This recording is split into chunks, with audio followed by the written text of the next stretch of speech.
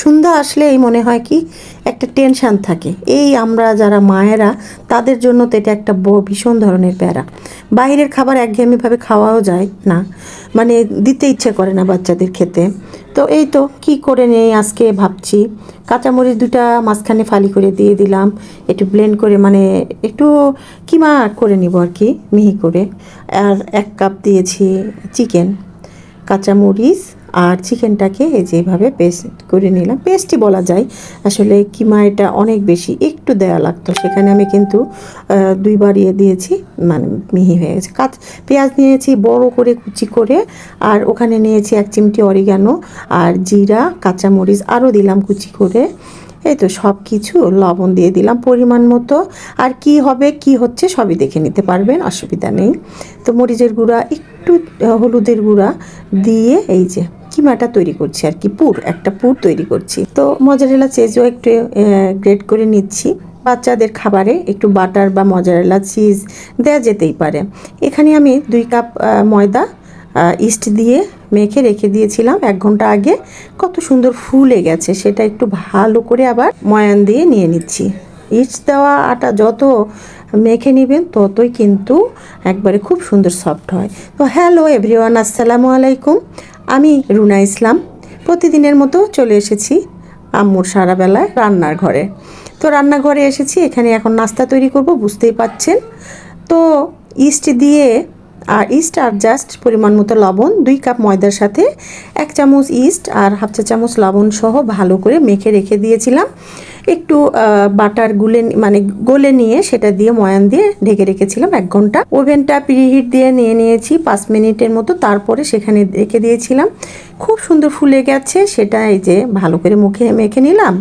আর ওই যে আগেই বললাম, খুব সাধারণ উপকরণ দিয়ে আমি পুরটা তৈরি করে নিয়েছি, জাস্ট একটু চিকেন দিয়ে। বাচ্চারা কিন্তু চিকেন মাছের থেকে মাংস বেশি পছন্দ করে, তার মধ্যে আবার চিকেন তাদের ফেভারিট।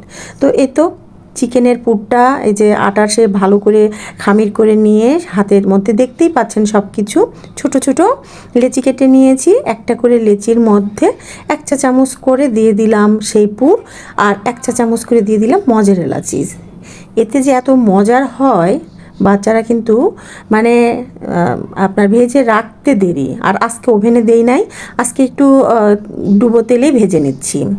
তো এই পুরিটা কিন্তু খুব পছন্দ করে, এই চিকেন পুরিটা বাচ্চারা কিন্তু খুব মানে মজারেলা চিজ দিয়ে। আর এটা যখন পুরিটা ছেঁড়া যায় মাঝখান থেকে এত সুন্দর।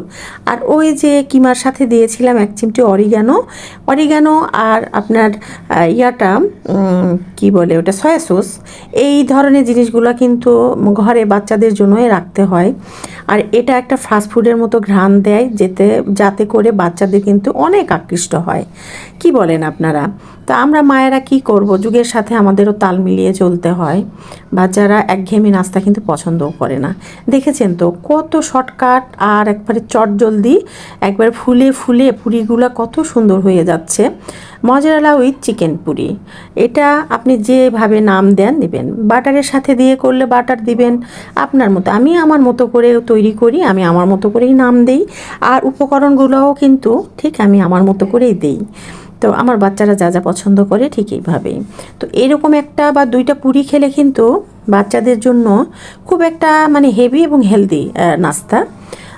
যারা ছেলেমেয়েরা আছেন school going, college going, varsity going, তাদের জন্য বেস্ট। আমাদের জন্য যদিও একটু তেল থাকে, এটা একটু বেশি হয়ে যায়। তো কি আর করা, এয়ার ফ্রায়ার চলে এসেছে এখন, কিন্তু এয়ার ফ্রায়ারেই আমরা এরকম পুরি লুচি তৈরি করে নিতে পারি তেল ছাড়া। তবে বাচ্চাদের জন্য যদি করি তাহলে কিন্তু একটু তেল দিয়ে করলে ওদের হেলদি একটা খাবারেরও প্রয়োজন আছে। দেখেছেন কত সুন্দর কালার এসেছে, আর কত সুন্দর আমি একটু ক্রিস্পি করে ভেজে নিয়েছি। এতটা ক্রিস্পি হয়েছে কি আর বলবো। আর পুরিটা তো বেস্ট। তো নিজের প্রশংসা নিজে ঢোল নিজে বাজাচ্ছি না। আমার ঘরে কিন্তু এই পুরিটা আর এই চিকেন বানটা খুব চলে, সবাই পছন্দ করে। আর অনেক মজা লাগে। আশা করছি এমন শর্টকাট আর সহজ রেসিপিটা অবশ্যই যদি বানিয়ে থাকেন তাহলে তো আর মানে বলার প্রয়োজনই নেই। আর যদি কখনোই ট্রাই না করে থাকেন অবশ্যই করবেন, আপনার বাচ্চারা কিংবা আপনারা কিংবা বয়স্ক যারা আছে সবার পছন্দ হবে। সবাই ভালো থাকবেন, সুস্থ থাকবেন। ছোটোখাটো আর এরকম শর্টকাট রেসিপি পেতে অবশ্যই আমুর সারাবেলা রান্নার ঘরে চোখ রাখবেন। আল্লাহ হাফিজ, শুভ সন্ধ্যা।